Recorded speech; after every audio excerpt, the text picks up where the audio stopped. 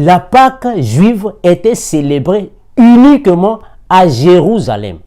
Alors, si réellement nous les chrétiens d'aujourd'hui, il fallait que nous puissions fêter la Pâque, donc il faut aller à Jérusalem. Est-ce qu'il y a un sens? Il n'y a pas de sens, frères et sœurs. Donc, toi qui vis au Vietnam, si tu es un chrétien, avant de fêter la Pâque, il faut aller à Jérusalem.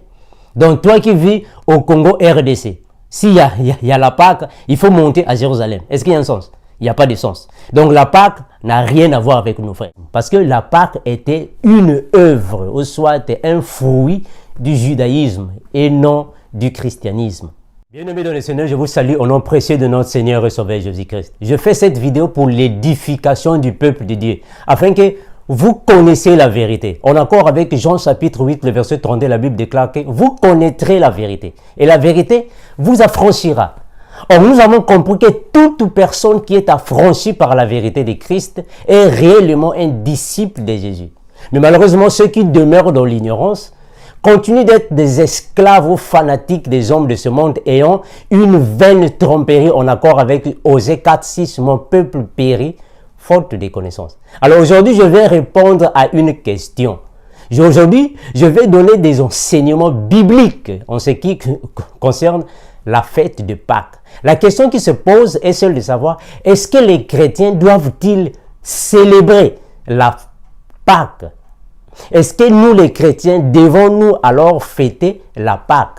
Mais sauf qu'il y a une confusion qui se passe. Il y a une confusion, frères et sœurs, qui se passe dans plusieurs églises en ce qui concerne le mot Pâques sans S et Pâques avec S. Alors dans cette vidéo, nous allons essayer de porter de la lumière afin que toute personne puisse être aux aguets en ce qui concerne le mot Pâques sans S et Pâques avec S. Alors nous comprenons que le mot Pâques sans S est la fête juive. C'est ce que les pays anglophones appellent par le Passover. Le Passover, ce qui signifie passer par-dessus. Donc, dans cette fête juive, il s'agissait alors d'un peuple surnommé le peuple d'Israël qui était esclave en Égypte sous le règne de Pharaon.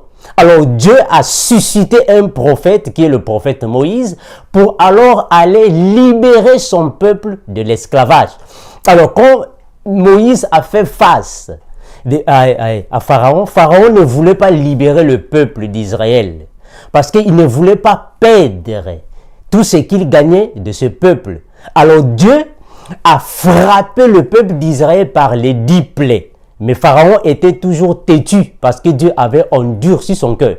Alors, arrivé à la 10e plaie, c'est là que Dieu avait ordonné à Moïse, alors, de dire aux enfants d'Israël de mettre du sang sur les poteaux de la porte et sur le linteau de toutes les portes. Et quand l'esprit destructeur passait alors par-dessus les maisons, en voyant le sang, alors il n'allait pas alors tuer les premiers-nés. Alors Dieu a tué tous les premiers-nés des Égyptiens pendant la nuit de cette Pâque, qui est le Passover, le passer par-dessus. Donc il s'agit là d'une fête juive qui était alors, ou soit qui continue d'être commémorée à l'honneur de Dieu le Père, qui leur avait fait alors sortir de l'esclavage de l'Égypte à Israël pour alors avoir une indépendance. Donc ça, c'est la fête de la Pâque sans S.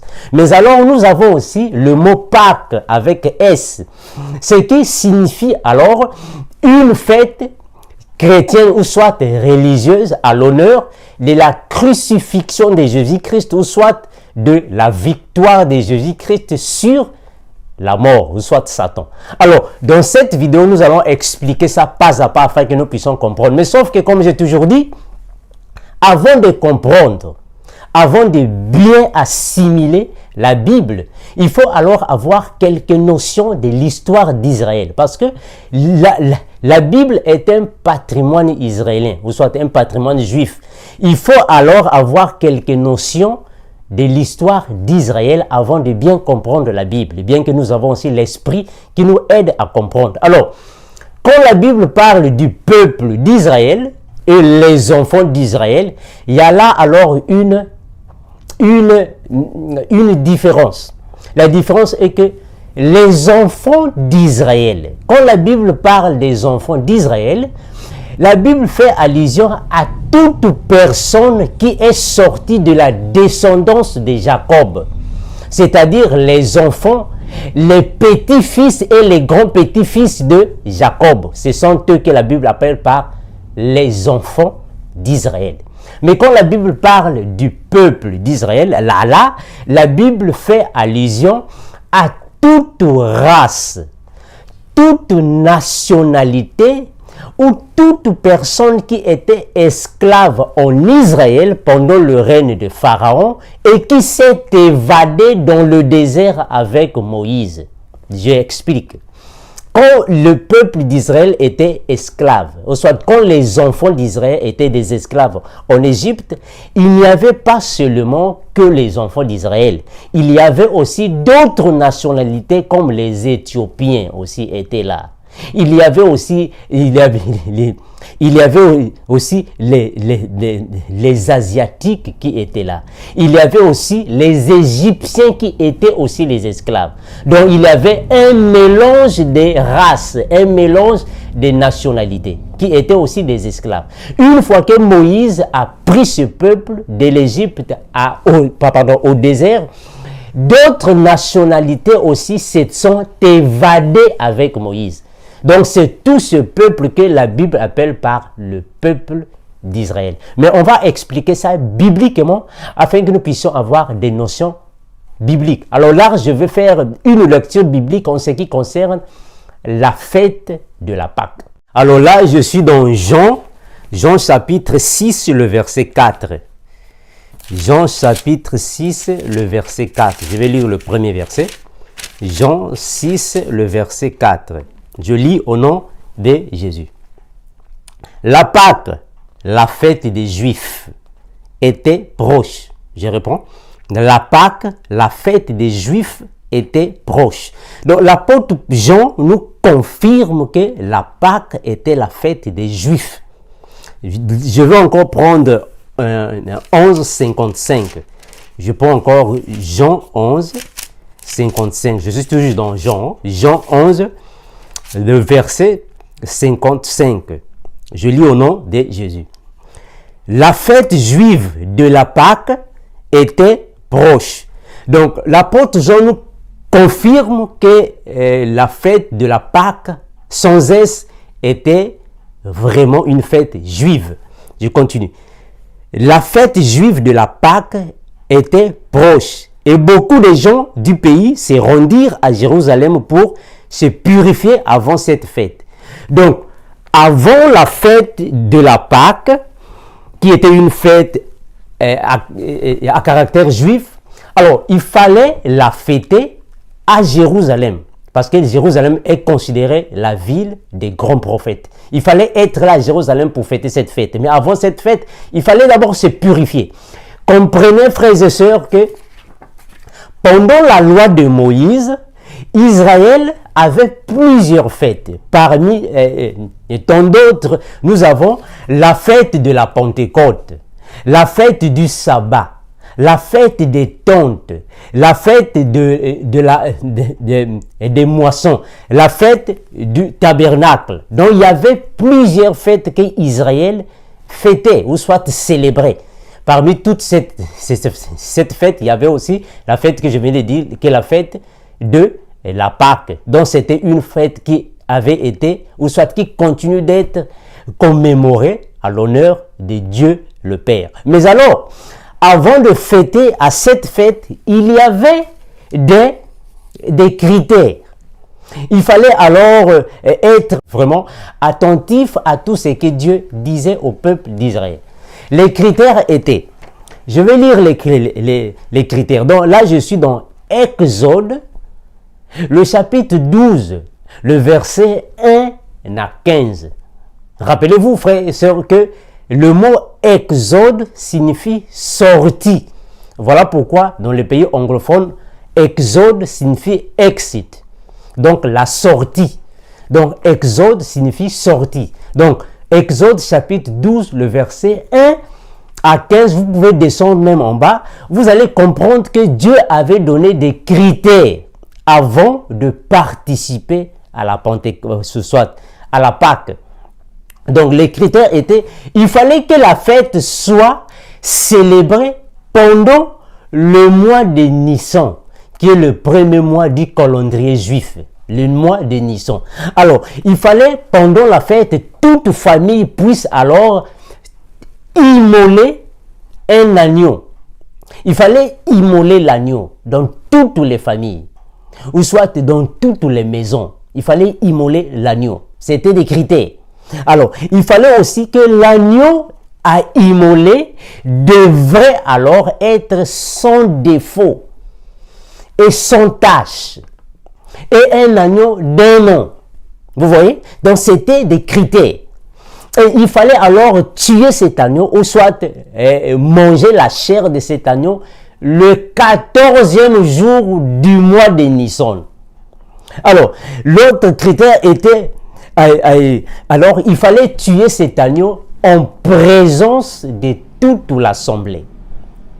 Alors, l'autre critère alors était, une fois que l'agneau était tué, il fallait alors prendre le sang de l'agneau, verser dans un seau, ou soit dans une cuvette, et alors répandre sur les poteaux de chaque porte de la maison et sur les linteaux. Disons que la traversée de la maison, de la porte de chaque maison, parce que l'ange destructeur allait passer par-dessus et voir le sang et ne pas alors faire du mal à cette famille. C'était aussi des critères. L'autre critère était alors, la chair de l'agneau devrait alors être mangée pendant la nuit. Et il fallait finir toute la chair pendant la nuit. Il ne faut pas laisser une petite partie, soit un petit morceau jusqu'au lendemain. Au cas où vous laisserez un morceau jusqu'au lendemain, il fallait alors le brûler. Fallait pas le manger, il fallait le brûler. Et l'agneau devrait être mangé rôti au feu. Vous voyez les critères. Il fallait alors rôtir la chair de l'agneau au feu et le manger avec des pains sans levain et avec des herbes amères. Ah, vous voyez que donc c'était vraiment des critères que Dieu avait exigé au peuple d'Israël de manger l'agneau.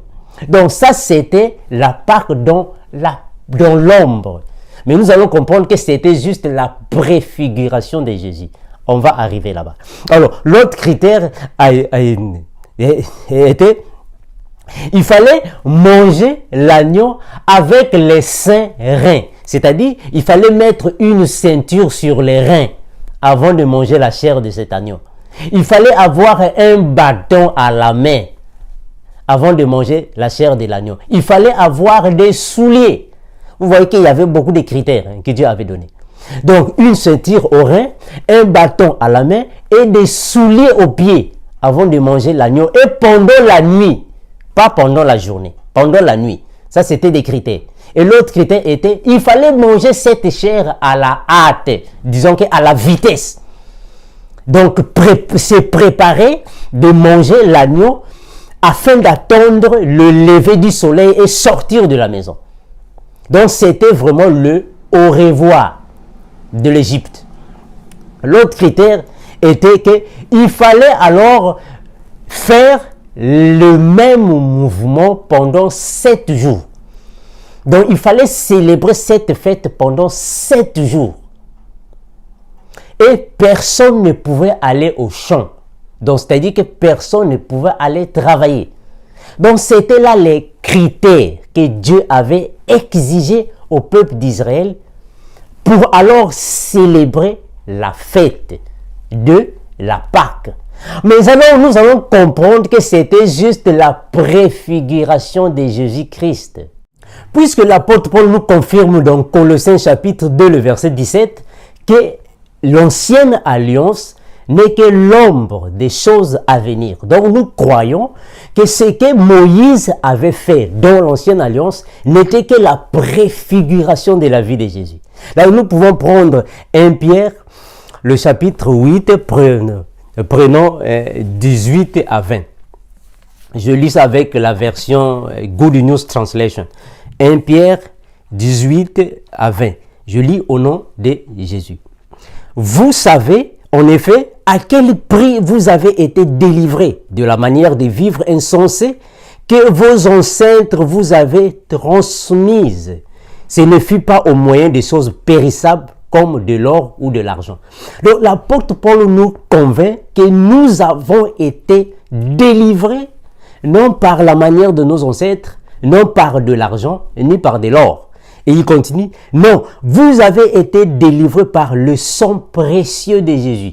Ah, nous comprenons que ce n'était pas le sang de l'agneau qui a été versé en Égypte que Dieu nous a délivrés, mais c'était plutôt par le sang de Jésus. Il continue, sacrifié comme un agneau sans défaut et sans tache. Ah, là nous comprenons que l'agneau que Dieu avait dit aux enfants d'Israël en Égypte, d'immoler, ou soit de tuer, et verser le sang sur les poteaux et les linteaux de la porte, ce n'était que la préfiguration d'un agneau sans défaut et sans tache. Or, le vrai agneau, c'est Jésus. Voilà pourquoi quand Jean-Baptiste était en train de baptiser dans le Jourdain, et il baptisait les pharisiens, et quand il a vu Jésus-Christ venir, il a directement crié en disant, voici l'agneau de Dieu qui ôte les péchés du monde. Et quand les pharisiens se sont retournés pour voir, ils ont vu une personne qui venait auprès d'eux avec deux pieds. Donc ils n'ont pas compris le sens, le langage de Jean-Baptiste. Pendant que Jean-Baptiste voyait un agneau à 4 pattes et il voyait un homme à 2 pieds. Donc nous comprenons que le vrai agneau, sans tache, sans défaut, c'est Jésus-Christ. Je continue.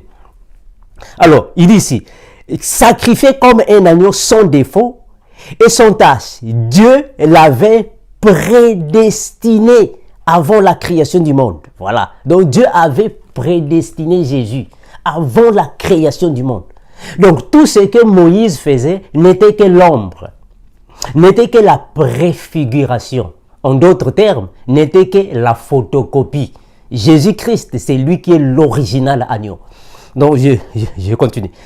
Dieu l'avait prédestiné avant la création du monde et il l'a manifesté pour votre bien, pour notre bien, dans ces temps qui sont les derniers. Donc, Jésus-Christ, c'est lui qui est le vrai agneau pascal, sans tache, sans défaut. C'est lui, Jésus-Christ, que nous devons alors manger la chair. Ah, voilà. C'est pour cela que Jésus-Christ, quand il a dit, Jésus-Christ, quand il a commencé son ministère, il avait 70 disciples. Et quand il a dit à ses 70 disciples, tant que vous ne mangerez pas ma chair, vous ne rentrerez pas dans le ciel. Soit vous n'hériterez pas le paradis. Ou soit vous ne serez pas digne de moi. Et plusieurs sont partis, ils sont seulement restés 12. Donc, ils croyaient que c'était alors manger la chair humaine. Or, ce n'était pas manger la chair humaine. Donc, Moïse a donné de la chair animale aux enfants d'Israël. Mais nous, aujourd'hui, nous mangeons la chair humaine, qui est la chair de Jésus. Alors, nous comprenons que la chair de l'agneau, c'est la parole de Dieu. Le sang de l'agneau, c'est la parole, la puissance de Jésus. Là, je vais encore prendre un autre verset. Là, je suis dans prenons 1 Corinthiens, chapitre 5, le verset 7 à 8. 1 Corinthiens 5, 7 à 8. 5, 7 à 8. Je lis au nom de Jésus. Faites disparaître le vieux levain. Frères et sœurs, nous devons comprendre que à l'époque de Moïse, il y avait aussi la fête qu'on appelait la fête des pains sans levain. Mais quand Jésus-Christ est venu, il nous a donné cette inspiration et nous comprenons qu'un pain sans levain signifiait tout simplement la parole de Dieu pure. Parce que le levain, bibliquement parlant, symbolise la méchanceté, ou soit le péché. Donc, manger du pain avec levain signifie avoir la sémence satanique, donc vivre dans le péché. Et le pain sans levain, c'est la parole de Dieu sans malice ou soit sans méchanceté, parce que le pain, spirituellement parlant, c'est la parole. Voilà pourquoi le Seigneur Jésus-Christ a dit « Je suis le pain qui est descendu du ciel ». Donc tout ce que Moïse a fait, la chair de l'agneau, le pain, les herbes vertes, c'était juste la préfiguration de Jésus. Parce que la chair de l'agneau, c'est Jésus. Le pain, le vrai pain, c'est Jésus. Donc la vraie Pâque, c'est Jésus. Je vais lire ici dans 1 Corinthiens 5, 7, 8. Je lis au nom de Jésus. Faites disparaître le vieux levain, qui est le vieux péché, afin que vous soyez une pâte nouvelle, puisque vous êtes sans levain. J'ai déjà expliqué le levain, c'est quoi? C'est le péché, la méchanceté. Car Christ Jésus, notre Pâque. Ah voilà, ici l'apôtre Paul confirme que nous les chrétiens, notre Pâque, c'est Jésus-Christ. Christ Jésus, c'est lui qui est notre Pâque. C'est lui Jésus-Christ qui a été immolé, ou soit tué pour être sacrifié. Célébrons donc la fête, non avec du vieux levain, mais avec un levain de malice et de méchanceté, mais avec des pains sans levain, de la pureté et de la vérité. Vous comprenez? Donc le pain sans levain, c'est le manque de la méchanceté. Le levain, c'est la méchanceté, le péché, le malice. Sans levain signifie la vérité. Tout ce qui est clair et semblable à la vie de Jésus-Christ. Donc nous comprenons que le prophète Moïse a prescrit aux enfants d'Israël les choses que Dieu avait déjà prédestinées dans la personne de Jésus. Voilà pourquoi le Seigneur Jésus-Christ a dit dans Jean chapitre 3, le verset 14, que comme Moïse éleva le serpent dans le désert, de la même manière que le Fils de l'homme aussi sera élevé. Donc Jésus-Christ, lui, il est venu pour accomplir la parole. Voilà pourquoi sur la croix, il a dit, tout est accompli. Qu'est-ce qui s'était accompli? C'était Moïse et les prophètes, donc l'ancienne alliance, qui Jésus-Christ avait accompli. Donc Jésus-Christ, lui, il est venu alors pour mettre fin à tout ce que les prophètes ont prophétisé ou prédit. Voilà pourquoi, comme nous disons aussi dans Romains, chapitre 10, le verset 4, que Jésus-Christ est la fin de la loi. Donc, l'Égypte symbolise le monde. L'Égypte, c'est le monde, là où règne le péché. Alors, les enfants d'Israël, ou soit le peuple d'Israël, symbolisent l'Église. Parce que quand nous voyons dans la Bible, il y a une différence entre Église avec E majuscule et Église avec E minuscule. Alors, l'Église avec E majuscule symbolise tous les chrétiens dans toutes les extrémités de la terre. Donc, c'est cette Église-là avec E majuscule que Jésus-Christ reviendra pour prendre et aller avec lui dans son palais. C'est cette Église-là qui est l'épouse de Jésus. Maintenant, l'Église avec E minuscule symbolise une assemblée de personnes, en accord avec la Bible qui dit que là où 2 ou 3 sont assemblés, je suis au milieu d'eux. Donc c'est ça cette Église-là, avec E minuscule. Alors, le peuple d'Israël symbolise l'Église avec E majuscule qui était en l'esclavage en Égypte, parce que l'Égypte symbolise le monde, le péché. Pharaon, lui, il symbolise alors le diable Lucifer qui est en train de torturer les enfants d'Israël, soit les enfants de Dieu. Donc l'esclavage des Israéliens en Égypte n'était que la préfiguration de la vie, ou soit du style de vie de tout un chrétien. Il fallait que Dieu envoie un prophète pour venir alors délivrer le peuple. Voilà pourquoi le prophète Moïse avait dit que Dieu vous suscitera un prophète qui sera comme moi. Donc il parlait de Jésus. Donc il fallait que Jésus vienne alors sur la terre pour alors libérer le peuple qui sommes nous, les chrétiens. Parce que la chair de Jésus, c'est ça le vrai agneau. L'agneau pascal qui est Jésus-Christ. Voilà pourquoi les 10 plaies que que Dieu le Père avait frappé Égypte n'étaient que la préfiguration du jugement que Dieu portera sur l'Égypte. Donc la 10e plaie symbolise le jugement de Dieu. Donc quand Jésus-Christ reviendra, c'est que nous disons toujours Maranatha. Quand il y reviendra, Jésus revient alors pour prendre l'Église et alors détruire tout ce qui n'auront pas le sang de l'agneau avec lui. Donc tout chrétien qui vit en accord avec 2 Corinthiens chapitre 5, le verset 17, que si quelqu'un est en Christ, il est une nouvelle créature. Les choses anciennes sont passées et voici toutes choses sont devenues nouvelles. Alors cette personne a automatiquement la marque avec lui de Jésus, qui est le sang de Jésus. Quand quelqu'un devient un chrétien, automatiquement il a le sang de Jésus. Quand Jésus-Christ va revenir, Jésus lui verra par le sang. Il a le sang avec lui. Or, mettre le sang sur les poteaux de la porte et sur le linteau symbolise le cœur de l'homme. Quand quelqu'un a un cœur et qu'il reçoit Jésus-Christ, automatiquement son cœur est protégé par le sang de Jésus. Donc quand Jésus-Christ viendra, c'est lui que Jésus-Christ prendra et ira avec lui. Donc tout le scénario qui s'est passé en Égypte pendant la Pâque n'était que la préfiguration de Jésus-Christ qui allait alors venir et le manifester en chair. Voilà pourquoi Jésus-Christ a dit que l'heure vient et elle est déjà venue où les vrais adorateurs adoreront le Père en esprit et en vérité. Pourquoi il le dit?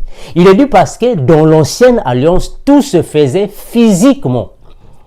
Moïse a pris un serpent, il a élevé le serpent. Disons que toute personne qui va regarder le serpent d'airain aura la vie sauve. Or, le serpent là est le symbole de Jésus. On a vu aussi le prophète Jonas, quand Dieu l'a envoyé à Ninive pour aller prêcher, il fouillait. Mais heureusement, il avait été englouti par un gros poisson. Et il a fait 3 jours dans le ventre du poisson, puis le poisson l'a vomi. C'était juste la préfiguration de Jésus-Christ qui allait alors prêcher son ministère, ou soit enseigner pendant 3 jours, ou soit 3 années, qui allait alors mourir pendant 3 jours et ressusciter. Au fait, sortir du gouffre de la terre, ou soit être vomi. Donc la terre avait vomi Jésus, comme le gros poisson avait vomi le prophète Jonas. Donc c'était juste la préfiguration de Jésus-Christ. Tout ce que Moïse avait fait. Donc nous disons que la Pâque sans S est une fête juive.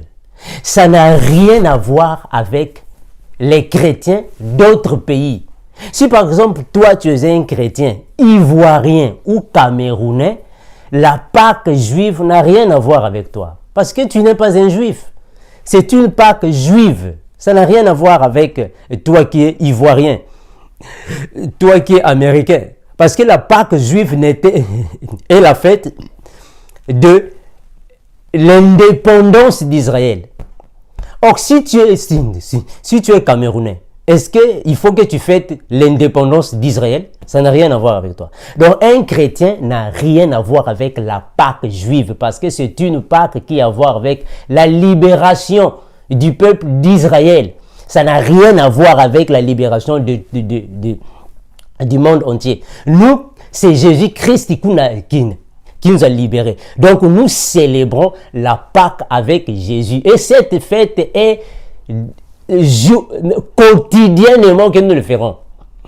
Avec Jésus, nous n'avons pas une date pour célébrer la victoire de Jésus. Nous n'avons pas une date pour célébrer la crucifixion de Jésus. Nous n'avons pas une date pour célébrer la rédemption de Jésus. C'est tout le jour qu'un chrétien doit vivre en modèle, en image de Jésus. Il n'y a pas une Pâque. Parce que si nous célébrons réellement la Pâque juive, alors là, il faut alors mettre en pratique tous les critères. Or, personne ne va mettre en pratique tous les critères, prendre un agneau, le tuer, prendre le sang, mettre le sang sur le poteau de la porte, être saint, mettre des souliers, manger pendant 7 jours, manger les pains sans levain, les feuilles vertes. Personne ne va arriver lors de célébrer la Pâque de cette manière, parce que la Pâque a beaucoup de critères. Et tous ces critères n'étaient que des critères physiques. Ce sont des critères qui se sont manifestés dans la personne de Jésus. Donc c'est Jésus-Christ, c'est lui qui est notre Pâque. Jésus-Christ. On accord avec 1 Corinthiens chapitre 5, le verset 7 à 8, que Jésus-Christ est lui qui est notre Pâque. Donc la Pâque juive n'a rien à voir avec les chrétiens. Ça n'a rien à voir avec nous. Alors la Pâque qui est avec S, c'est cette Pâque qui a à voir avec la religion. Mais alors il y a une différence entre la religion et Jésus-Christ. Il y a une très grande différence, frères et sœurs. Un chrétien est différent d'un religieux. C'est ça la différence. Parce que Jésus-Christ n'est pas une religion. Jésus-Christ était une personne, un homme. Ce n'est pas une religion. Donc, la religion, c'est l'ensemble des règles d'une doctrine. C'est l'ensemble des dogmes que les adeptes doivent alors suivre.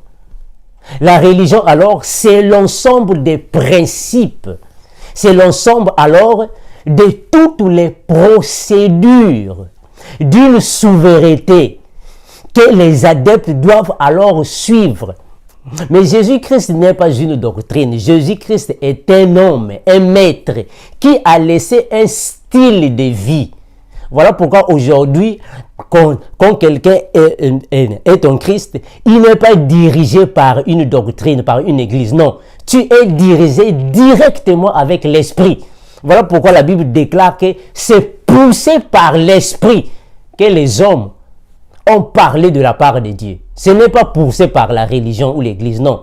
Être chrétien, c'est avoir un style de vie à l'image de Jésus. C'est ça un chrétien. Un chrétien n'est pas un religieux. Non, il y a une différence entre un religieux et un chrétien.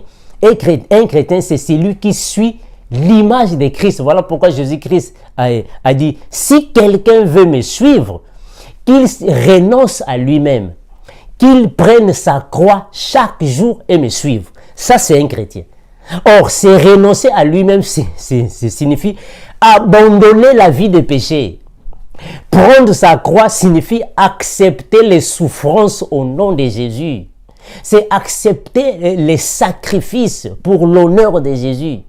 C'est accepter, frères et sœurs, de mettre sa vie en jeu pour alors hériter le royaume et suivre Jésus-Christ, quelles que soient les circonstances. C'est lui un chrétien. Donc un chrétien ne dépend pas de la religion, mais il dépend de l'esprit de Jésus-Christ.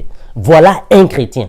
Donc la Pâque avec S à la fin est une Pâque qui avait été inventée avec le système catholique, ou soit ce que nous appelons le catholicisme, afin que les gens puissent alors célébrer. Parce que nous les chrétiens, nous n'avons pas de fête, frères et sœurs. Un chrétien n'a pas de fête. Non, fête de Noël, fête de Pentecôte, fête de pain sans levain, fête. Mais donc, si vous fêtez la Pâque, seulement la Pâque, mais en Israël, il y a eu beaucoup de fêtes. Il faut aussi fêter aussi la fête des pains sans levain. Il faut aussi fêter la fête des tabernacles. Il faut aussi fêter la fête des moissons.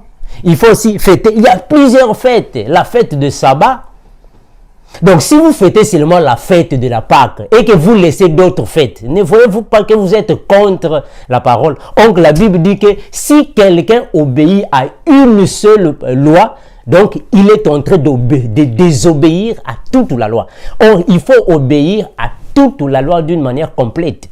Voilà pourquoi nous disons qu'un chrétien, célèbrent la Pâque d'une manière spirituelle. Parce que Jésus-Christ a dit que l'heure vient, et elle est déjà venue, où les vrais adorateurs adoreront le Père en esprit et en vérité. Donc nous célébrons la Pâque d'une manière spirituelle.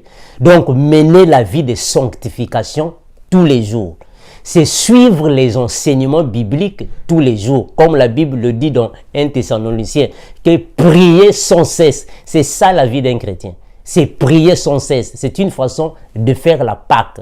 Parce que l'apôtre Paul le dit dans 1 Corinthiens 5, 7 à 8, que notre Pâque, c'est Jésus. Jésus-Christ, c'est lui qui est notre Pâque. Ce n'est pas avoir au fait des habits, allumer des bougies. Non, ça, c'est pas la Pâque. La Pâque, c'est être en Jésus-Christ. Alors, frères et sœurs, toujours dans la même lancée, je vais prendre un autre verset. On va lire avec vous. Donc, là, je suis dans Luc, chapitre 2. Je prends le verset 41 à 42. Je reprends Luc, chapitre 2, le verset 41 à 42. Je lis au nom de Jésus-Christ. Les parents de Jésus allèrent chaque année à Jérusalem, à la fête de Pâques. Lorsqu'il fut âgé de 12 ans, et ils montèrent selon la coutume de la fête. Je reprends le verset 41 à 42. Les parents de Jésus allèrent chaque année à Jérusalem à la fête de la Pâque. Vous voyez ça? Donc, les parents de Jésus, Joseph et Marie, comme tous les autres juifs, ils allèrent à Jérusalem pour célébrer la Pâque. Donc, la Pâque juive était célébrée uniquement à Jérusalem. Alors, si réellement nous les chrétiens d'aujourd'hui, il fallait que nous puissions fêter la Pâque, donc il faut aller à Jérusalem. Est-ce qu'il y a un sens? Il n'y a pas de sens, frères et sœurs. Donc, toi qui vis au Vietnam, si tu es un chrétien, avant de fêter la Pâque, il faut aller à Jérusalem. Donc, toi qui vis au Congo RDC, s'il y a la Pâque, il faut monter à Jérusalem. Est-ce qu'il y a un sens? Il n'y a pas de sens. Donc, la Pâque n'a rien à voir avec nos frères. Parce qu'on n'a pas envie d'aller à Jérusalem. Voilà pourquoi Jésus-Christ a dit que l'heure viendra où ça ne sera ni sur cette montagne, ni à Jérusalem que vous adorerez le Père. Mais vous adorez le Père en esprit et en vérité. Donc nous adorons le Père en esprit et en vérité. Alors, vous qui continuez encore de célébrer la Pâque, sachez que vous ne pouvez pas célébrer la Pâque dans vos villes. Il faut aller à Jérusalem. Je continue le verset 42. Lorsque Jésus fut âgé de 12 ans, ils y montèrent selon la coutume de la Pâque. Donc, en Israël, pendant la Pâque juive, quel que soit, vous vivez dans n'importe quelle ville, Bethléem, vous vivez à Capernaum, vous vivez dans les contrées de Jérusalem, pendant la Pâque, il fallait monter à Jérusalem pour fêter la Pâque. Donc, ça n'a rien à voir avec nous, les chrétiens d'aujourd'hui. Parce que les chrétiens d'aujourd'hui, nous sommes l'image de Jésus-Christ. Jésus-Christ nous a laissé 2 Corinthiens 5, 17, que nous sommes des nouvelles créatures. Alors, Jésus-Christ et ses parents, eux, ils célébraient la Pâque. Pourquoi? Mais parce que quand Jésus-Christ est né, il est né pendant la loi de Moïse. Jésus-Christ, quand il est né, il était dans la loi de Moïse. Pourquoi? Pour qu'il puisse alors accomplir la loi de Moïse, ou soit qu'il puisse alors accomplir la prophétie de la brebis perdue. Donc, il fallait qu'il vienne auprès des pécheurs pour alors les racheter. Donc, Jésus-Christ a vécu pendant la loi de Moïse et il célébrait la Pâque. C'est pour prendre l'église de l'ombre pour leur amener à la lumière. Voilà pourquoi la nouvelle alliance a commencé quand Jésus-Christ a dit « tout est accompli ». C'est là où que la nouvelle alliance a débuté. Parce que quand Jésus-Christ était en vie, le christianisme n'existait pas. Il y avait seulement le judaïsme. Le christianisme est venu en existence après la mort de Jésus. Et je vous signale, frères et sœurs, que le fondateur personnel du christianisme fut l'apôtre Paul. Parce que c'est l'apôtre Paul, lui, qui parcourait dans plusieurs villes alors pour poser les fondements. C'est l'apôtre Paul, lui, qui a alors reçu la révélation de Jésus-Christ pour mettre en place l'église de Jésus. Mais c'est Jésus-Christ qui est le chef de l'église et nous sommes alors des ministres de la parole. Donc Jésus-Christ a vécu pendant le judaïsme. Voilà pourquoi il participait à la coutume juive pour amener le peuple juif à la lumière de Christ. Voilà pourquoi Jésus-Christ, quand il est mort sur la croix, il y a eu le voile du temple qui s'est déchiré en deux. Parce que nous, bibliquement parlant, nous allons voir que dans le temple de Jérusalem, il y avait trois parties. En fait, le temple était séparé en trois parties. Il y avait le parvis, le lieu saint et le lieu très saint. Donc, dans le lieu très saint, il y avait seulement des sacrificateurs qui y avaient accès. Pas n'importe qui allait dans le lieu très saint parce que c'était divisé par un voile. Alors, quand Jésus-Christ est mort, le voile là s'est déchiré en deux. Alors, le fait que le voile du lieu très saint s'était déchiré en deux signifiait la séparation de l'alliance et la nouvelle alliance. Afin que le lieu très saint puisse être ouvert, accéder à tout le monde. Donc Jésus-Christ, lui, il a participé à la Pâque parce qu'il était dans le judaïsme. Parce que la Pâque était une œuvre, ou soit un fruit du judaïsme et non du christianisme. Alors cette fois-ci, je vais prendre Apocalypse, chapitre 5, le verset 5 à 6. Apocalypse 5, 5, 6. Apocalypse 5, 5, 6. Je lis au nom de Jésus. Et l'un des vieillards me dit, ne pleure point, voici le lion de la tribu de Juda, le rejeton de David, a vaincu pour ouvrir le livre et ses 7 sceaux. Et je vis au milieu du trône des 4 êtres vivants et au milieu des vieillards un agneau qui était là comme immolé. Nous comprenons? Donc ça c'est la révélation de Dieu à l'apôtre Jean. Je continue. Il avait 7 cornes et 7 yeux qui sont les 7 esprits de Dieu envoyés par toute la terre. Est-ce que vous voyez? Donc l'apôtre Jean dit qu'il a vu sur le trône un agneau qui était comme immolé, mais qui avait sur lui alors 7 cornes, 7 yeux et 7 esprits de Dieu. Donc nous comprenons que le même agneau que Moïse avait ordonné aux enfants d'Israël de manger pendant 7 jours, donc le chiffre 7 symbolise quelque chose dans la vie spirituelle, ou soit dans les Écritures. Le chiffre 7 symbolise la plénitude, la complétion, l'exactitude spirituelle, la complétion, ou ce soit l'omniprésence. Donc c'était juste la préfiguration de Jésus que que le prophète Moïse accomplissait.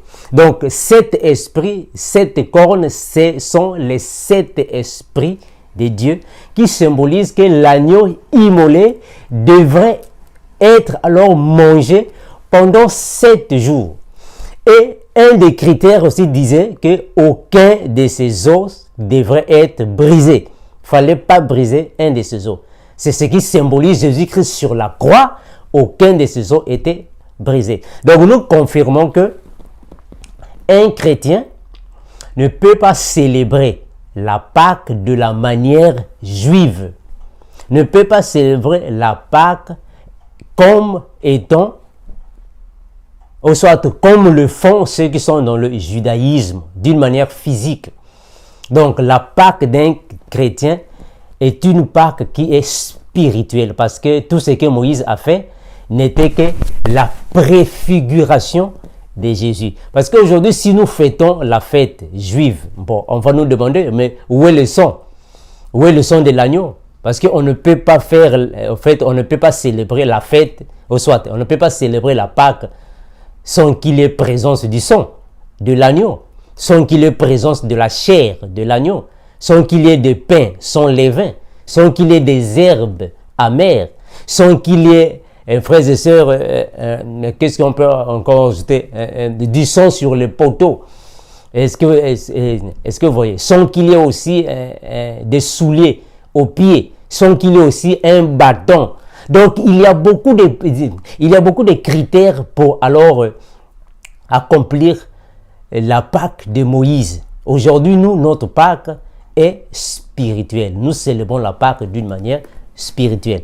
Donc, la Pâque n'est pas une fête à être célébrée par toutes les nations, mais c'est une fête qui est restée en mémoire, juste des Juifs, ceux qui sont dans le judaïsme, dans leur pays, en train de célébrer le jour de leur indépendance. Parce que tout chrétien, l'indépendance d'un enfant de Dieu, c'est le fait d'abandonner le péché et de venir à Jésus. Donc quand tu abandonnes le péché, tu abandonnes la vie des péchés, tu viens à Jésus, c'est ça ton indépendance, ta libération. Voilà pourquoi la Bible dit dans Jean 8, 32 que vous connaîtrez la vérité et la vérité vous affranchira. Parce que celui qui est affranchi, être affranchi par Jésus-Christ, c'est avoir la libération, c'est avoir la paix, l'indépendance.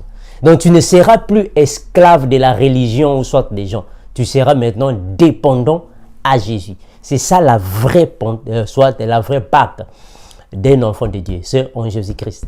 Je vous remercie, frères et sœurs. Nous sommes ici pour toute question. Contactez-nous afin que nous puissions alors partager les versets bibliques avec vous de la manière que nous puissions aller en avant. Parce que la Bible déclare dans Éphésiens chapitre 4 et 11, la Bible dit que il a fait des dons aux hommes, les uns comme apôtres, les autres comme prophètes, pasteurs, évangélistes, docteurs. Pourquoi? Pour le perfectionnement des saints, ou soit pour l'édification du corps de Christ. Donc nous sommes ici pour cela. Merci, je vous remercie pour tous ceux qui ont suivi cette vidéo. Merci également aussi pour toutes les personnes qui nous envoient des questions afin que nous puissions alors faire des méditations bibliques et ceux qui nous envoient aussi des vidéos afin que nous puissions faire des analyses bibliques. Merci.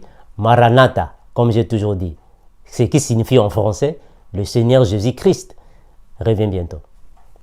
Ciao.